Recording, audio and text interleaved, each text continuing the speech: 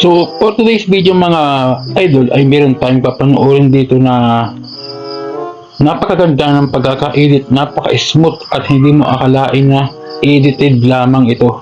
Ito ay 6 second lang mga idol itong video ito. Sana Sa bandang huli, susubukan nating gayahin. Gagawin natin ang ating makakaya para maghaya lang ito.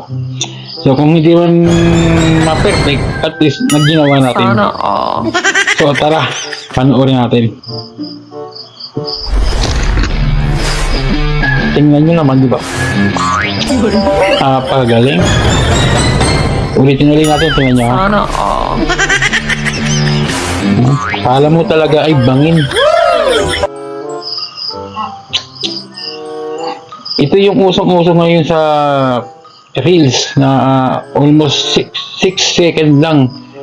At mga nagbabiral ito mga idol. Ito ay nasa million views ang views ng video ito.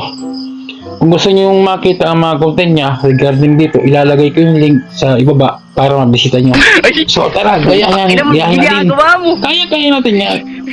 2 beses na yan! So bali ang ginawa ko dyan ay nagpwesto ako ng camera malayo dun sa aking subject. Tapos umakyat na ako dyan sa puno ng bayabas na yan na kumukuha lang ako ng timing para maya maya ako ay kunwari ay tatalon sa mataas na lugar.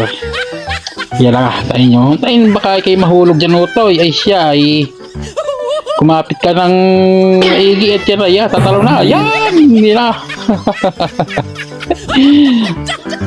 At ayan, yan ang aking first clip. At ito na ho yung result. Pagpasensyahan nyo na. sana